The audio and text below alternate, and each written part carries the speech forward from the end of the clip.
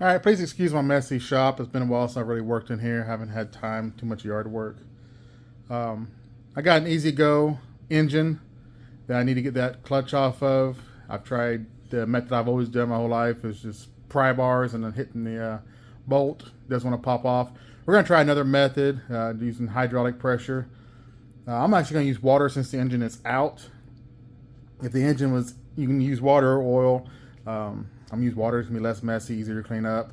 If the engine was still in there and I couldn't turn it sideways, you can get a grease gun, stick your tube on there, stick it in the hole all the way, and fill that cavity completely full of grease because you want no air pockets because liquids don't compress where air will compress. So we're gonna turn this one sideways and put water in there and try to press that clutch off. I said this is off a Easy Go golf cart, club car golf cart.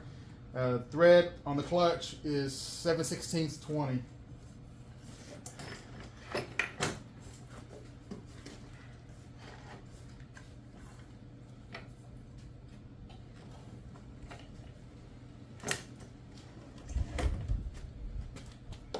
Alright, so I'm just gonna fill this cavity here where the bolt that holds the clutch on full of water. Like you use oil, use water, use grease.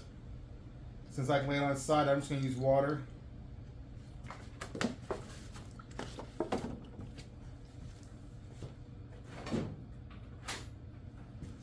Then I go some Teflon tape. I'm going to seal these threads. I want as tight a fit in there as possible. So hopefully this will pop this clutch off there.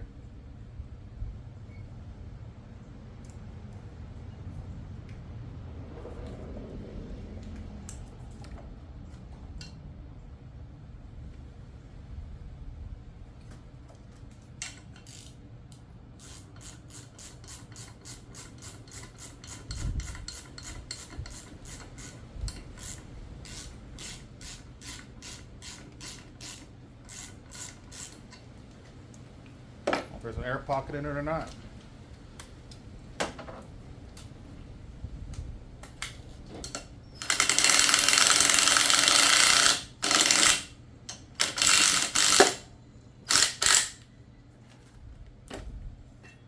Well, that was easy. So if you have trouble getting the clutch off, like I said, the bolt, this goes through here and actually screws into your crankshaft. And this one here actually has a separate threads on it. So they actually make a special puller, which is a long bolt that'll actually push on the face of this crankshaft. But instead of buying that bolt, I just use hydraulic pressure. Like I said, I just use water. It's gonna dry. It's not oily. You can use oil if you need to. I said if you can't turn your engine sideways to use water, you can use grease. Shove grease in there, pack it as full as you can get it, and then use the same method. And then it said it popped that sucker off with ease. Which I've been prying and hitting with the hammer, and I could not get the thing to break free.